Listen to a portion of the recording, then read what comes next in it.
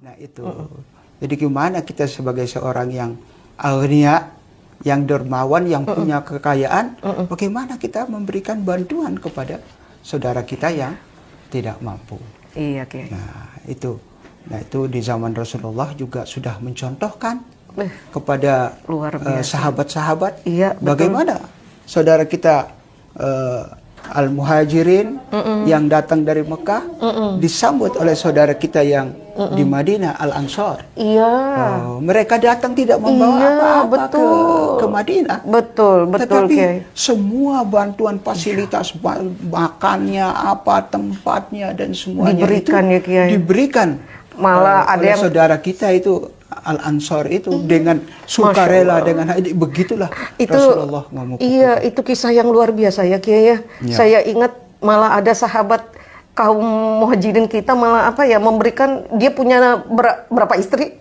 Boleh silakan gitu ya, Kiai ya. Aduh, Masya Allah, luar biasa kelapangannya itu loh. Itu. Masya Allah. Nah itulah yang diberikan, dicontohkan contoh oleh yang Rasulullah baik. Iya, kepada para sahabat, yaitu keikhlasan, ketulus ikhlasannya untuk memberikan bantuan kepada sesama muslimnya, yaitu kaum muhajirin yang tidak punya apa-apa, yang datang pindah ke Madinah dan diberikan bantuan oleh hasil-hasil tanamannya yang bercocok tanam, apa semua diberikan dengan tulus ikhlas kepada mereka. Kiai, itu konsep yang diberikan Rasulullah dari Rasulullah kepada para sahabat. Nah kita ini bagaimana kita implementasikan. Nah sekarang ini sudah banyak bantuan-bantuan yang kita lihat, yaitu zakat, infak, sedekah, dan juga wakaf. Nah ini di Indonesia ini sebenarnya sudah diimplementasikan. Betul. Alhamdulillah lembaga-lembaga filantropinya juga udah banyak ya. Ini sudah banyak yang sekali sudah dilaksanakan di Indonesia ini, tapi kelihatannya belum banyak yang sampai kepada masyarakat kecil. Nah ini menarik Mitra, belum nyampe. Yuk kita bahas lebih lanjut. Silakan Kiai. Seperti zakat. Zakat ini sudah ada namanya Badan Amil Zakat. Iya. Namanya Bazis, Badan Amil Zakat, infak dan sedekah. Ini kalau di DKI itu dulu dia tidak mau rubah namanya itu Bazis, menjadi Bas, Badan Amil Zakat. Iya, sekarang tambah Nas. Basnas. Tingkatnya jelas. Tingkat pusat, tingkat provinsi, dan juga ada Basnas tingkat kabupaten. Iya, betul. Ini sudah ada. Betul, malah tingkat-tingkat lembaga yang kecil-kecil yang mau kerjasama, ada UPZ ya. Ada juga LAS, namanya Lembaga Amil Zakat. Seperti dompet duafa. Betul. Dompet muamalah, LAS muamalah, LAS BNI, dan banyak lagi las-las yang lain itu sudah Lazismu, Lazis NU, banyak sekali. Alhamdulillah. Di Indonesia ini semua menunjukkan bahwa lembaga amil zakat ini sudah ada kepedulian, ada kesadaran gitu ya. Sudah dilaksanakan di Indonesia, bahkan juga pada waktu itu kita bersama-sama dengan lembaga amil zakat yang ada di Indonesia ini mengirimkan bantuan kepada saudara-saudara kita yang ada di daerah-daerah terpencil. Iya, betul. Yang ada bencana, yang seperti ada di Papua Barat, gitu. Nah itu ada di daerah Misol namanya, daerah pedalaman dari di Jakarta Barat. Ada nggak itu di peta kayak Misol itu? Nah, Misol itu agak jauh sekali. Udah pernah baca ada Misol? Nah, Misol namanya Bu. Jadi lucunya di Misol itu Bu, tidak ada kendaraan sama sekali. Masya Allah. Tidak ada sepeda juga tidak ada. Betul-betul. Sepeda motor juga tidak ada. Wow. Apalagi mobil tidak ada sama sekali. Itu namanya pedalaman itu. Waduh, itu daerah sana itu. Masya Allah. Yang ada itu yaitu untuk transportasi motorboat atau juga antar pulau lah ya, sungai ya biasanya kapal-kapal kecil aja di sana. Betul. Itu benar-benar tradisional. Ya Allah. Kita udah nyampe itu. Udah, kita sudah sampai di sana dulu waktu saya masih aktif di Direktorat Zakat Wakaf dulu. Nah, pada waktu itu saya kan terakhir dipindahkan di bagian Kasubdit Pengamanan Aset Wakaf. Masya Allah. Di Direktorat Zakat dan Wakaf. Masya Allah, itu jejaknya Pada benar-benar. waktu itu kalau daerah-daerah terpencil itu biasanya saya disuruh untuk mendatangi dulu. Iya, Kiai. Lalu sempat ke Halmahera juga. Masya Allah. Halmahera Luar daerah biasa. di Ternate itu. Iya. Itu harus melewati laut baru sampai di Halmahera, itu daerah terpencil sekali sana. Allahu Akbar. Udah kita memberikan bantuan kepada desa-desa yang tertinggal di situ. Nah, itu sudah kita laksanakan di sana. Jadi zakat ini sudah yang sudah dicontohkan oleh Rasulullah itu benar-benar sudah dilaksanakan di Indonesia ini. Yaitu zakat itu bukan hanya memberikan bantuan uang atau memberikan makan begitu saja, tetapi bagaimana zakat ini, badan amil zakat ini sekarang sudah melaksanakan ada namanya zakat produktif. Nah, menarik ini Kiai, zakat produktif. Itu zakat produktif. Jadi uang dari hasil pengumpulan zakat itu diproduktifkan. Kalau kita berikan bantuan begitu saja, mungkin begitu habis pakai makan, habis begitu uang itu. Wah, menarik ini. Jadi jangan kasih ikannya ya Kiai, kasih pancingnya. Iya, nah, pancingnya. Menarik ini. Gimana itu Kiai konsepnya? Bantuan seperti bantuan 500 juta atau 250. Nanti bisa dipergunakan untuk menjual jamu. Bisa atau kalau yang laki-laki bisa pakai ngojek motor. Dibuatkan usaha. Iya, biar nanti dapat manfaatnya. Ya. Betul. Di samping itu diberikan usaha seperti dibelikan kambing. Ternak. Ya, ternak atau sapi. Nanti ada hasilnya. Oke. Sapi. Iya. Nah, ini sudah di beberapa provinsi sudah dilaksanakan. Luar biasa. Bantuan-bantuan seperti ini.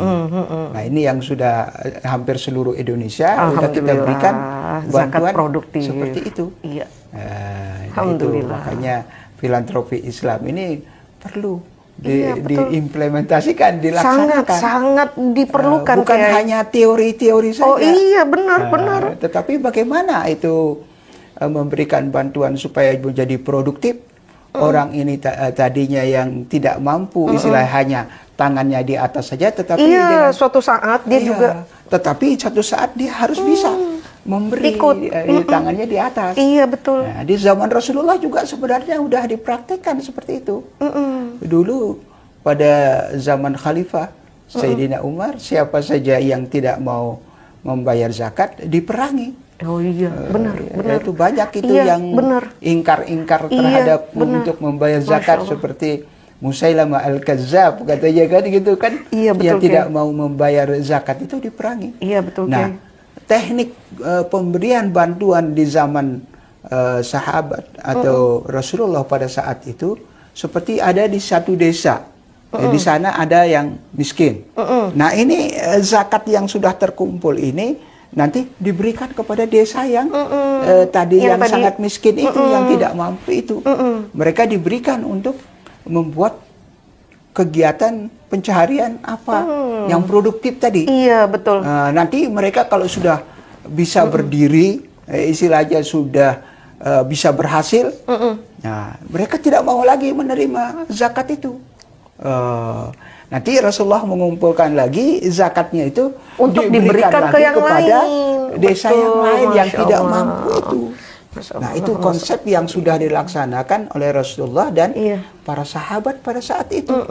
Nah, inilah yang perlu kita praktekkan. Iya, betul. Mudah-mudahan pengurus-pengurus Basnas ini, betul, Basnas baik tingkat pusat maupun Basnas tingkat kabupaten. Nah, ini sebenarnya sudah melaksanakan, ya istilahnya melaksanakan bantuan yang produktif kepada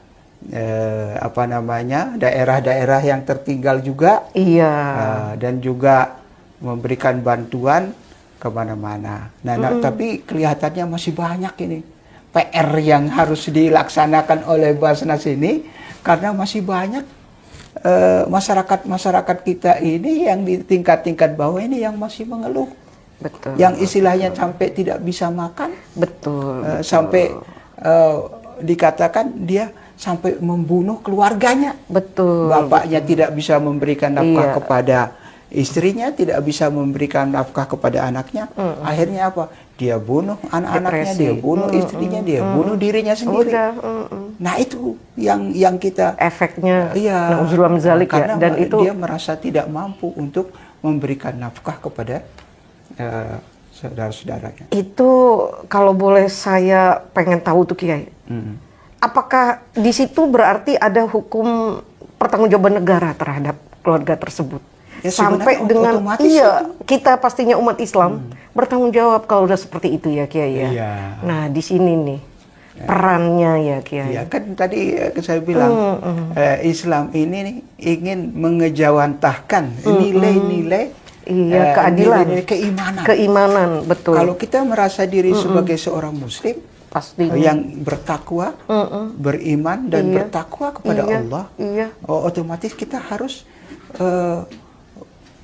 melaksanakan, mengimplementasikan sendi-sendi keislaman yang sudah dibebankan.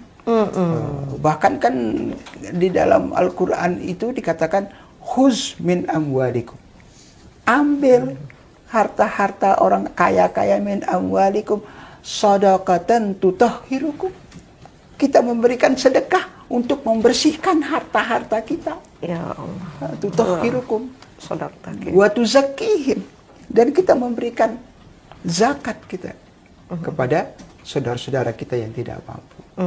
Nah itu yang tadi mengejawantahkan nilai-nilai keimanan Islam itu kepada seluruh masyarakat. Iya, betul. Bukan hanya person-person kepada orang-orang tertentu. Iya, Kalau iya. dia mengaku inna dina indallahil Islam, bahwa dia itu beragama Islam, dia harus implementasikan itu. Iya, Dia harus adil dari segi ekonomi. betul. Dia harus adil dari segi hukum. Iya, apalagi dari segi sosial ya. hati-hati. Ada kepekaan pastinya di Iya. situ.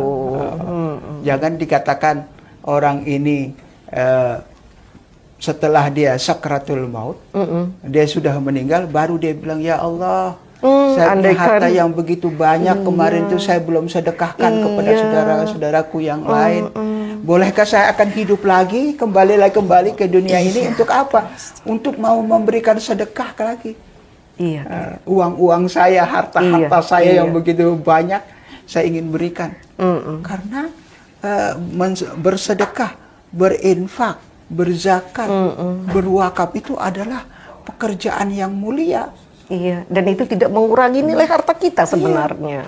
Tutahhirukum, membersihkan harta kita, membersihkan jiwa kita. Iya, betul.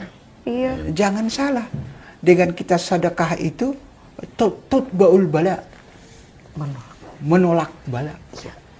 Coba ada pernah terjadi di zaman para sahabat. Itu katanya ini besok orangnya meninggal. Iya, betul Kiai. Ini orangnya besoknya meninggal. Betul. Tetapi orang itu begitu dia punya apa, dia lihat orang fakir miskin, dia sedekah. Dia ada orang membangun masjid, dia sedekah. Dia memberikan kepada kelebihannya kepada saudara-saudaranya. Besok katanya Diperpanjang. ular yang siap mau narkam dia, istilahnya besok itu terkunci mulutnya. Iya, betul Kiai. Tidak bisa apa-apa, dia malahan hidup. Ini ada cerita di zaman Nabi Musa, terjadi pada saat itu orang hidupnya miskin. Akhirnya dia bilang kepada suaminya, Abi, bagaimana kalau kita minta tolong kepada Nabi Musa, kita kan hidupnya miskin sekali. Iya. Bagaimana supaya kita diberikan untuk kekayaan? Iya, Kiai. Kita kekayaan, insya Allah dia mendoakan kepada kita. Akhirnya orangnya pergi.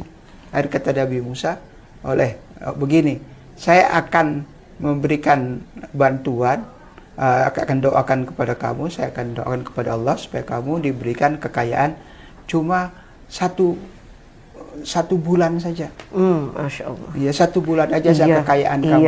Sudah kamu kaya, sudah nikmati, nanti uangnya akan kembali lagi. Iya. Akhirnya benar. Begitu itu dia punya kekayaan yang banyak, besar. Akhirnya dia bilang gini sama suaminya, Pak, kita kan kekayaan ini hanya 1 Titipan. bulan. Iya, 1 bulan. Udah, Oh, oke. sekarang uang yang kita miliki ini kita bagi-bagi saja semua kepada saudara-saudara kita yang tidak mampu itu. Betul, Kiai. Kita bagi Iya. saja. Akhirnya begitu punya duit banyak, apa dibagi-bagi Tinggal dibagi, semua iya. kepada saudara-saudaranya Iya, yang tidak betul, mampu. betul. Dia berikan semua harta itu Betul. sampai, woi. Tapi begitu dia berikan itu, malahan bertambah lagi duitnya, bertambah lagi kekayaannya. Tapi setelah 1 bulan, kata Nabi Musa, loh, itu orang kok Masih kaya aja tidak, gitu ya. kekayaannya kok bukannya habis, tapi kok Iya, malah no. bertambah Betul. terus kekayaannya. Iya, Kiai. Kenapa seperti itu? Akhirnya Iya. dia bermunajat, bertanya Allah. kepada para malaikat, kenapa itu orang kok bisa? Iya, dia itu Harusnya. tadinya kekayaannya itu yang dimiliki itu bukan buat dia sendiri, tapi dia bagi-bagi kepada Masya saudara-saudaranya yang tidak Allahu mampu. Akbar. Iya. Akhirnya uangnya itu kekayaannya bukan Dilipat gandakan. bukan apa, malahan Allah mengatakan saya akan tambahkan nikmatku kepada. Masya Allah. Itu konsep Islam seperti itu. Iya, betul. Nah, Kiai. itu Ibu Penti yang Iya, Masya Allah. konsep Islam. Kalau Iya. benar-benar, makanya Allah mengatakan itu. Jadi kalau kamu mau berterima kasih atas nikmatku, niscaya aku akan tambahkan nikmatku kepada. Iya. Ibrahim ayat 7 itu ya, Kiai. Surat Ibrahim ayat 7. Kalau saya ingat. Iya, itu. Iya. Iya, pada saat kita bersyukur Allah tambah. La in syakartum La la azidannakum. azidannakum. Jadi Masya kalau Allah. kamu bersyukur kepada nikmatku yang aku berikan, niscaya aku akan tambahkan nikmatku Iya, kepadamu. betul sekali, Kiai. Nah, itu konsep dari zakat. Belum Yang infak. belum sedekahnya, sedekah. belum wakafnya ya, Mitra. Belum wakaf. Masya Allah. Ini Kiai Dokter menjelaskan sudah cukup rinci nih, Mitra, dalam bagaimana peran filantropi tadi dalam Islam. Implementasinya yang sangat kita butuhkan. Iya. Jadi bukan hanya teori ya. Kita tahu filantropi itu pastinya kegiatan sosial. Iya. Ya, kita pengen memberi sesuatu, memberikan yang terbaik lah. Kalau boleh kita simpulkan ya, Kiai. Pastinya pada saat kita memberikan terbaik ada cinta di situ. Iya, jadi kita ngeberinya pastinya tidak mau setengah-setengah, tidak mau tanggung-tanggung.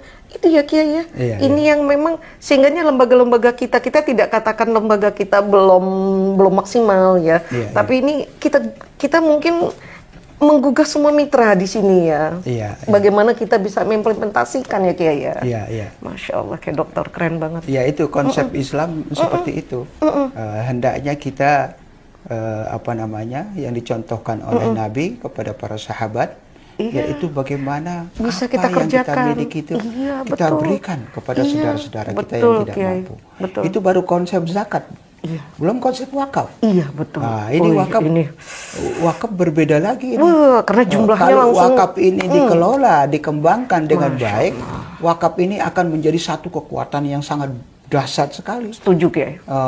Kalau wakaf ini kan orang memberikan, dia punya kelebihan tanah. Iya, kelebihan tanah, kelebihan Memberikan gedung. tanah yang begitu luas. Iya. Nah, itu para sahabat dulu di zaman Rasulullah berlomba-lomba memberikan zakatnya, wakafnya. Iya, betul. Karena wakaf ini nilainya lebih dahsyat lagi daripada zakat. Wah, jadi Karena siapa saja yang berwakaf itu pahalanya akan mengalir terus. betul, Kiai. Dia bukan hanya dapat pahalanya di dunia saja, tapi nanti Amal selama jahiliyahnya, wakaf itu Masya dimanfaatkan Allah. untuk ibadah. Iya.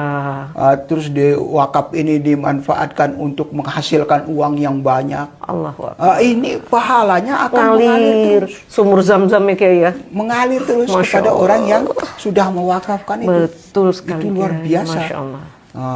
Jangankan kita sebagai seorang Muslim, seorang yang Nasoro saja, itu tertarik untuk bagaimana berwakaf, karena wakaf itu pahalanya akan mengalir terus. Ada dulu seorang seorang yang kaya raya di Indonesia ini mewakafkan, saya ingin berwakaf. Pak Kiai, apa benar konsep Islam bahwa berwakaf itu orang yang sudah meninggal akan mendapatkan pahala yang mengalir terus. Ya benar. Kalau begitu boleh nggak saya mewakafkan uang saya untuk ibu saya yang sudah meninggal? Untuk ibu saya. Pahalanya diberikan kepada ibunya. Ibu saya yang betul, sudah meninggal. Betul, Kiai. Oh boleh katanya. Kalau begitu Pak Kiai, saya minta rekeningnya. Besok saya mau transfer. Nanti tolong Pak Kiai nanti kalau dapat uang nanti beli apa tanah wakaf. Setelah itu Pak Kiai bangun apa dan saya mau untuk ibu saya. Akhirnya dia transfer berapa Bu? Nanti sekarang tanahnya itu di Surakarta itu. Masya Allah. Itu dia kirim 1 miliar. Allah. 1 miliar. Dia kirim luar biasa miliar. untuk nilai segitu ya Kiai. Di Surakarta sama Kiai dibeli satu tanah yang berapa ribu daerah Surakarta sana. Surakarta 1 hektar, tanah 1 hektar. Iya, dapat itu 1 M. Udah begitu dia bangun ruko. Di tengahnya masjid. Kemudian ada acara ya seperti ini. Ada acara-acara untuk resepsi, ada acara-acara apa gitu. Itu tanah yang seluas itu. Di depannya dibangun pertokoan. Itu kan pahalanya mengalir terus. Mengalir terus. Tidak akan berhenti itu pahala orang yang mewakafkan. Iya, betul Kiai. Iya, betul. Begitu didengar pada zaman Rasulullah itu begitu didengarkan pahalanya begitu besar itu di dalam wakaf. Berlomba-lomba, iya. Itu sahabat berlomba-lomba. Akhirnya Rasulullah membangun Masjid Kuba. Iya. Masjid Hijrah. Iya. Dan 7 pohon kormanya itu diwakafkan oleh Rasulullah kepada para sahabat, kepada orang-orang yang tidak mampu, yang fakir miskin. Itu yang dicontohkan oleh Rasulullah. Dan sahabat-sahabatnya Sayyidina Umar memberikan tanahnya yang begitu luas di Khaybar. Makanya dia bertanya kepada Rasulullah, ya Rasulullah, saya memiliki tanah yang begitu bagus yang ada di Khaybar. Dan saya belum pernah memiliki tanah yang seindah, yang sebagus ini dan sesubur ini. Apa yang engkau perintahkan kepadaku ya Rasulullah? Kata Rasulullah, ihbis aslaha wa tasaddaq samrataha. Ihbis aslaha, tahan pokoknya. Ihbis aslaha wa tasaddaq samrataha, dan sedekahkan hasilnya. Masya Allah. Itu yang dicontohkan, itu yang disampaikan oleh Rasulullah kepada Sayyidina Umar. Makanya perintah Rasulullah langsung. Tidak ada kayak kita begitu kebun yang begitu bagus, yang indah. Iya, dipikir-pikirin dulu. Waduh. Mungkin hasil kebunnya aja kali Kiai yang dikasih. Nah itu watasaddaq samra, dan sedekahkan hasilnya. Betul. Itu pahalanya mengalir terus. Nah, Sayyidina Umar, Sayyidina Utsman, Sayyidina Abu Bakar, Sayyidina Abu Bakar memberikan tanahnya yang ada di Mekah. Dia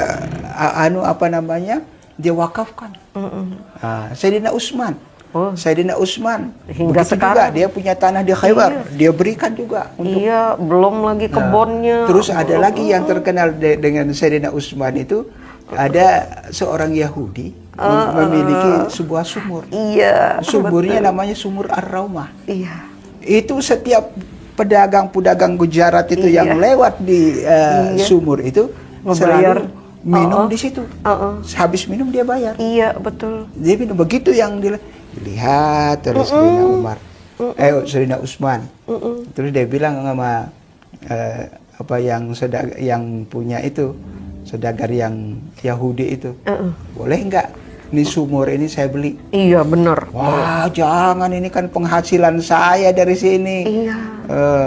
Sayyidina Khalifah, ndak bisa, katanya gitu. Gini aja, bagi 2. Boleh nggak kita bagi 2? Bagi 2. Saya jadi 1 minggu kamu, 1 minggu saya, atau sebulan kamu, sebulan saya. Betul. Saya beli separuh. Boleh deh, boleh. Sebulan separuh. Lama-lama lucunya saudagar-saudagar itu kalau hari pasar bayar dia tidak mau datang. Sepi. Akhirnya luar biasa dia datang pada waktu Utsman. Gratis. Iya, gratis. Wah, dia bilang, kata saudagar ini, wah kalau begini rugi saya, katanya. Udah jual aja sekalian.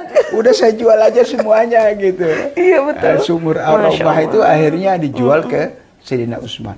Akhirnya Sayyidina Utsman, siapa saja yang minum di sumber aroma ini adalah gratis. Masya Allah. Karena apa?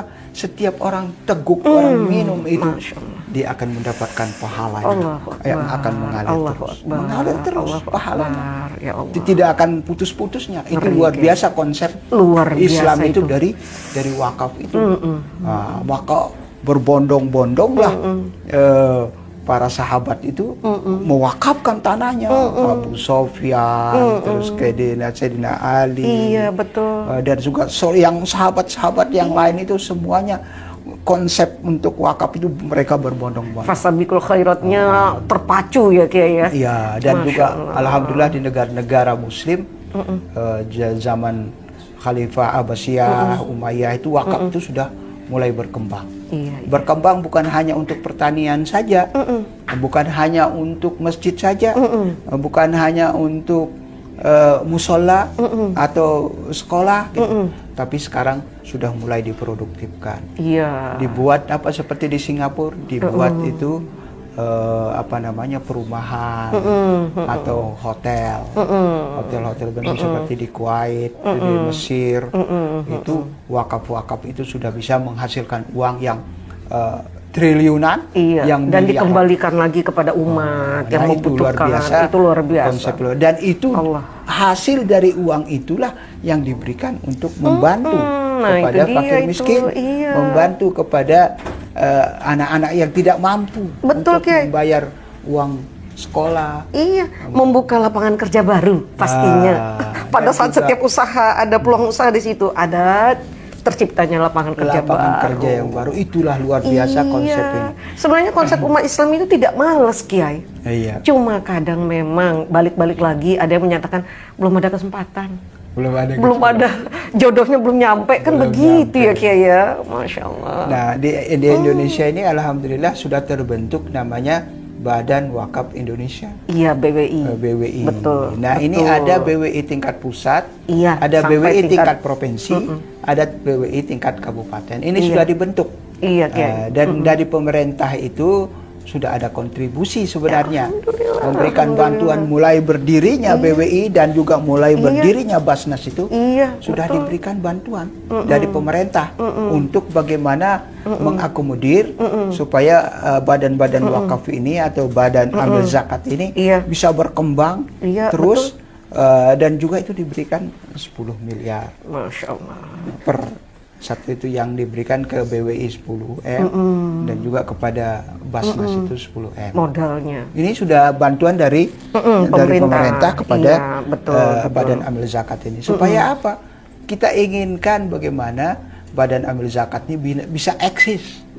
Eksis, bisa memberikan bantuan beasiswa, bisa memberikan bantuan produktif. Betul. Itu harapan kita seperti itu.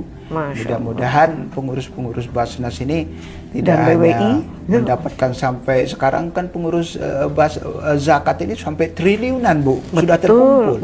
Mudah-mudahan uang yang besar ini bisa diimplementasikan.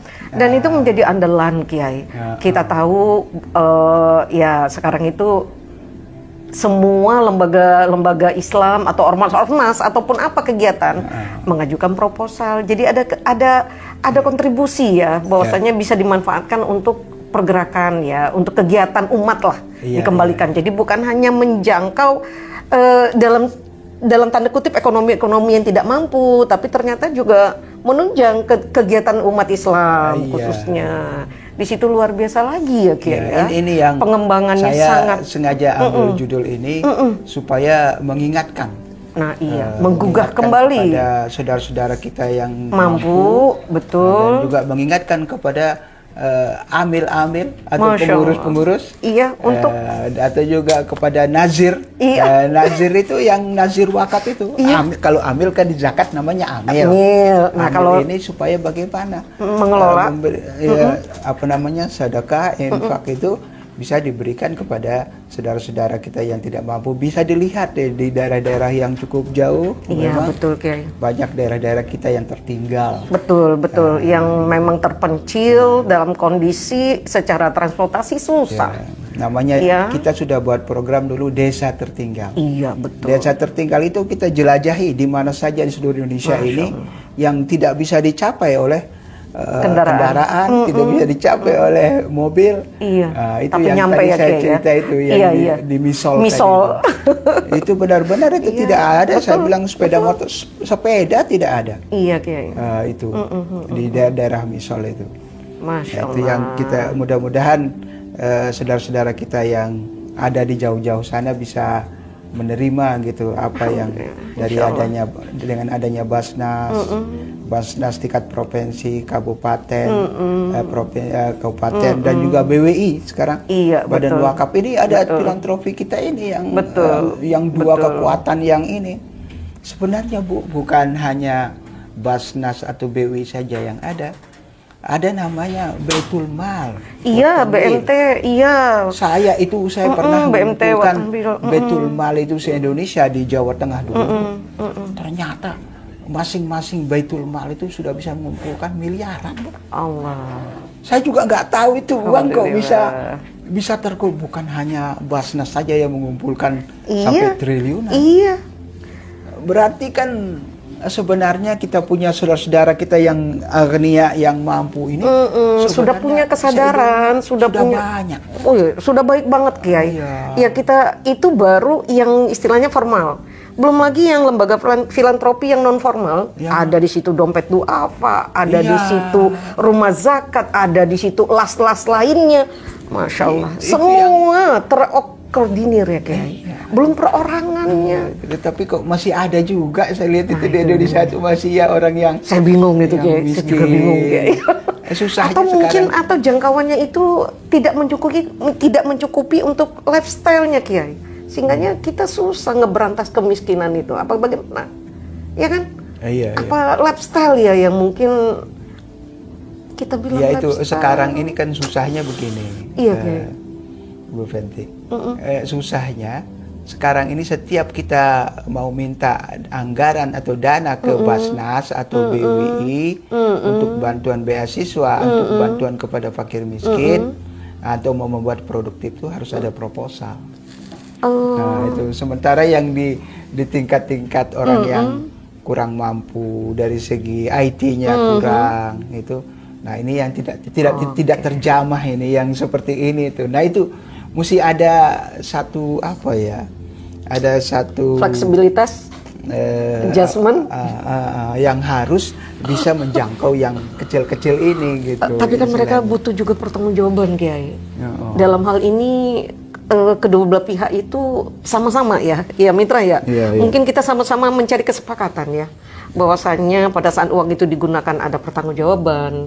Pada saat uang itu diterima juga ada pertanggungjawaban. Iya. Nah itu dia mungkin membuat lancar urusan kali ya Kiai. Ya harus ada orang yang mewakili gitu Iya, ya. menjembatani ya. Yang menjabatani, yang mewakili, membuat proposal. Nanti hasil dari pengumpulan uang yang dia dapatkan itu mungkin bisa itulah yang akan diberikan kepanjangan tangan lagi. Nah, Ada iya, kepanjangan betul, tangan Mitra. dari Iya. karena begini, saya pernah di Padang itu di pengalaman. Itu kebetulan direktur saya itu pada waktu itu di sini dia memberikan bantuan untuk masjid, pembangunan masjid itu, dari dana zakat. Nah, tapi uang yang sudah diberikan itu pertama proposalnya nggak ada. Nah, kemudian pertanggungjawabannya nggak ada. Akhirnya begitu diperiksa uangnya ini kemana, uangnya sudah diberikan ke bantuan itu. Nah, itu dia Kata direktur ini, katanya, itu kan saya bantu kan untuk pembangunan masjid, untuk kemaslahatan, bukan untuk saya makan, untuk apa. Tapi kata bilang yang minta itu pemeriksanya itu, tapi tidak bisa ini harus ada apa namanya pertanggungjawabannya. Itu dia. Tapi karena tidak sampai sudah sekian lama diminta tidak ada pertanggungjawaban, akhirnya masuk penjara. Allah. Sudah dia padahal profesor doktor masuk penjara, Bu. Saya masih ingat itu direktur Profesor Dr. Nasrun Harun namanya. Orang di Padang. Orangnya termasuk ketua MUI juga di sana. udah ndak lama tuh meninggal orangnya. Yes. Itu. Tapi dia itu begitu, dia ikhlas ingin Outputnya ada ya. membantu untuk pembangunan masjid, tapi tidak ada proposal dan tidak ada Laporan. pertanggungjawaban. Iya. Akhirnya ya itu masuk penjara. Nah itulah yang akibatnya. Makanya tadi kita kembali bahwa bagaimana dalam hal untuk mendapat bantuan dari Basnas atau BWI perlu ada kepanjangan tangan gitu ya. Kepanjangan tangan dari orang-orang yang mampu, Iya. yaitu dari segi IT, dari segi membuat proposal. Pastinya amanah Kiai. Karena sebenarnya banyak bantuan-bantuan Iya. yang di pemerintah maupun di mana kita kembali lagi harus membuat proposal. Iya, emang baik itu harus zakat, ada formalitasnya gitu loh. Jadi memang itu sudah seperti birokrasi di loh. DKI juga, di Bazis juga. Betul, semuanya begitu. tahapannya demikian. Makanya DKI itu dulu lama itu tidak mau merubah namanya menjadi Bazis DKI kan Iya terkenal, betul, Bu, ya. Bazis DKI. Nah, jadi lama juga akhirnya karena ada aturan dari zakat Masalah, itu, iya, Undang-Undang Nomor 23 Tahun 2011 itu dari dari pengelolaan zakat itu, nah, akhirnya mereka terpaksa merubah juga menjadi Bas DKI. Gitu. Iya, Tadinya Bazis dari DKI. Gitu. Iya. Nah, dan juga sekarang kan seperti wakaf juga sudah ada undang-undangnya, Undang-Undang Nomor 41 Tahun 2004. Itu istilahnya pelaksanaan pengelolaan zakat itu di Indonesia itu sudah bisa dikelola dengan produktif. Alhamdulillah. Bagaimana supaya wakaf itu tidak hanya dikelola untuk sebagai musola atau masjid saja, tapi diproduktifkan seperti negara-negara lain itu. Iya betul. Jadi tingkat kemakmuran, kesenjangan sosial itu diperkecil ya Kiai ya. Makanya. Masya Allah. Tapi saya melihat masih banyak aset-aset wakaf kita di Indonesia ini banyak yang belum bisa diproduktifkan. Ya, masih sebatas ya buat rumah sakit sudah ada itu kan, rumah sakit Fasum-fasum lah yang ya. di di Malang ada rumah sakit VIP namanya, yang di Malang itu sudah ada, itu bantuan dari dana wakaf yang kita berikan dari kementerian dulu waktu saya masih aktif itu, berikan bantuan 2 miliar kalau nggak salah, ada dibangun rumah sakit VIP. Nah, sampai sekarang itu bantuan masih jalan ya wakaf. Ada juga pom bensin itu yang sudah dibangun, dan ada juga ya gedung-gedung sekolah. Tapi nggak ada perubahan kepemilikan kan? Ada. Ya Luar biasa Mitra, pembahasan ini luar biasa. Kita bisa bukan hanya sekedar implementasi pastinya yang kita bahas, tapi kasuistisnya, ada spesial case-nya. Alhamdulillah kayak dokter kita menjabarkan dengan sangat gamblang, dan juga tidak ada yang kita umpetin di sini ya Kiai ya. Tidak ada, kita benar-benar pure, kita benar-benar untuk intinya implementasi filantropi ini bisa kembali diingatkan kepada mitra semua di sana. Mungkin masih ada Kiai? Iya. Alhamdulillah kita sudah mungkin nyampe di ujung. Sudah di ujung. Udah di ujung ya. Alhamdulillah. Karena saya luar biasa materinya. Al-Aqidah Al-Hasimiyah. Iya, silakan saya Kiai. mengajak kepada mitra-mitra, kepada putra-putrinya yang ingin kuliah, yaitu di Al-Aqidah Al-Hasimiyah, sekolah tinggi agama Islam. Nah, ini kita harapkan yang itu yang tempatnya sekarang itu di Jalan Kayu Manis Barat, nomor 99, Matraman, Jakarta. Nah, itu ada sekolah namanya PAI, Pendidikan Agama Islam. Nah, ini mencetak sarjana-sarjana Muslim yang nanti diharapkan menjadi guru-guru ya, guru agama. Dai pastinya. Dai di sana bisa ngajar di SMA, bisa ngajar di SMP, bisa juga masuk di Kementerian Agama. Masya Allah. Dulu saya juga jurusannya tarbiyah, tarbiyah karena jurusan tarbiyah, tapi masuk di Pusdiklatnya, Pusat Pendidikan dan Latihan Pegawai. Nah itu hampir sama dengan PAI ini, Pendidikan gitu. Agama Islam. Iya. Kemudian juga ada jurusan KPI. Iya. Komisi Penyiaran Komunikasi Penyiaran Komunikasi Islam. Penyiaran Itu Islam. yang dimotori oleh Pak Muhadi itu ya. Betul. KPI ini mencetak mencetak putra-putri kita yang nanti menjadi penyiar agama Islam. Di samping menjadi komunikator. Iya, betul. Jadi ada public relation. Dia nanti bisa menjadi public speaking. Iya, betul ya. Itu namanya komunikasi ya. Iya, betul. Untuk penyiaran, untuk dakwah Islam. Nah, ini perlu dengan adanya KPI. Terus kemudian ada PGMI. Pendidikan Guru Madrasah Islam, untuk guru-guru SMP gitu ya, SD gitu, bisa juga PGMI dan juga PIAUD namanya, ada pendidikan anak usia dini. Jadi anak usia dini yang TK itu guru-guru TK yang ingin jadi guru-guru TK itu nanti ada sarjananya. Tapi sarjana-sarjana ini walaupun dia PGMI, PIAUD, nanti kan dia gelarnya SPD, Sarjana Pendidikan. Kalau dia tamat di sini, bukan hanya menjadi guru-guru, tapi bisa di kantor juga. Iya, pasti. Bisa. Balik lagi, implementasi. Iya, di Kementerian Agama juga banyak. Betul, yang masuk yang tamatan Al-Aqidah Al-Hasimiyah, dan juga di kementerian-kementerian lain banyak tamatan dari Al-Aqidah itu. Ada lagi Ahwalus Saksiyah. Ini mencetak para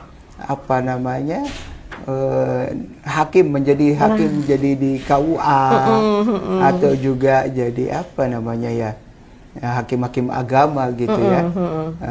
Terus sebagai bisa juga masuk di LBH kali ya. Gitu ya. Iya, betul. Sarjana hukum biasanya. Betul, Kiai, betul. Sarjana hukum. Iya. Jadi panitra katanya. Iya, Pengadilan agama. Ada namanya HES, Hukum Ekonomi Syariah. Hukum Ekonomi Syariah. Ini salah satu nih. Yang ekonom. Iya, memiliki materi capable dari segi ekonomi. Iya, ekonomi syar'i bagaimana gitu ya, penggiat-penggiat. Bisa masuk di bank, bisa. Betul.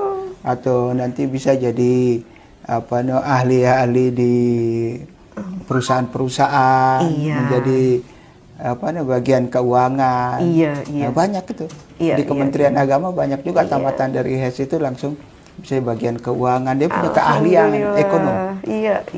Itu yang, dan juga ada Mahat Ali. Mahat Ali ini mencetak jenis yayasan yang mencetak ke dai-dai untuk penyiar Islam. Yaitu diajarkan masalah agama, masalah ngaji, caranya ngaji. Iya. Terus terang saja, ngaji ini belum tentu banyak orang yang dari sekolah-sekolah umum tidak bisa ngaji. Oh iya, secara tahsinnya, disuruh secara ngaji. Iya. Nah, makanya perlu Mahat Ali ini perlu dibina. Oh, Masya Allah. Terus terang saja banyak yang orang yang sudah eksekutif di atas, banyak nggak bisa ngaji, Bu. Dulu ada saudara saya tamatan dari Kairo, Mesir, itu dipanggil di kantor-kantor itu untuk sekedar belajar ngaji saja, Bu. Orang sudah tua-tua juga. Ya Allah. Nah, itu kan ini menjadi solusi ya. Iya. Bagi mitra, sekali lagi bagi mitra yang yang mempunyai anak-anak tamat sekolah SMA ya Kiai ya, yang sudah usia tamat dari SMTA ya atau MA ya. Iya. Nah, ini boleh bergabung di Sekolah Tinggi Agama Islam Al-Aqidah Al-Hasimiyah yang ada di Kayu Manis. Yang ada di Kayu Manis, Matraman, Jakarta Timur. Kiai ya. Masya Allah, luar biasa. Alhamdulillah, program Kalam Al-Aqidah ini memang disponsori oleh Sekolah Tinggi Agama Islam Al-Hasimiyah. Luar biasa mitra. Dan judulnya kita cari yang benar-benar menggugah kepada masyarakat. Sesuai kebutuhan. Supaya bagaimana istilahnya berinfak, bersedekah. Karena semua sedekah itu tudfa'ul bala. Sedekah itu kalau ingin selamat di dunia dan akhirat, maka Harus ada hablum minallah wa hablum minan nas. Kalau hanya hablum minallah saja, katanya lan tanalul birra hatta tunfiqu lima tuhibbun. Jadi belum sempurna keimanan seseorang itu, walaupun dia sholat ibadahnya, belum dia menafkahkan apa yang dia miliki, lima tuhibbun, yang dia cintai itu kepada saudaranya yang tadi itu, yang saya ceritakan betul Kiai. Betul Kiai, Masya Allah. Jadi diibaratkan masalul ladzina yunfikuna amwalahum fi sabilillah kamasali habbatin anbatat sab'a sanabila fi kulli sumbulatin mi'atu habbah. Diibaratkan orang yang bersedekah atau menginfakkan hartanya di jalan Allah, diibaratkan dengan menanam satu butir. Dari satu butir itu dia akan menjadi 7 tangkai. Iya. Coba kita tanam satu butir korma atau kita tanam apa? Nanti itu dia akan tumbuh menjadi 7 tangkai. 7 tangkai itu akan dia berbuah 100 buah. Bagaimana itu abad pahalanya orang tadinya menginfakkan hartanya di jalan Allah itu menjadi satu butir dari benih. apa korma yang tadi yang korma. menjadi satu butir saja itu sudah bisa menghapuskan dosa dari seorang hamba. Masya Allah. Itu luar biasa. Nah itu begitu besar sedekah itu, infak itu, atau wakaf itu, atau zakat itu kepada orang yang tulus mau mengeluarkan kelebihannya kepada saudara-saudaranya yang tidak mampu. Masya Allah. Itu besarnya pahala orang-orang yang menginfakkan hartanya di jalan Allah. Betul. Masya Allah. Luar biasa Mitra. Rasanya nggak ada cukup-cukupnya ya kita untuk ngebahas materi ini. Karena memang Kiai Dr. Muhajir sendiri itu memang sudah berkompeten dan beliau memang sangat fasih di bidang ini. Namun karena waktu yang membatasi, kami mohon dimaafkan segala kekurangan dan terima kasih atas supportnya. Terima kasih Kiai atas materinya. Jazakallah khairan kasiran. Dan kami mohon diri dulu. Saya Fenty Aini undur diri. Assalamualaikum warahmatullahi wabarakatuh. Waalaikumsalam warahmatullahi wabarakatuh.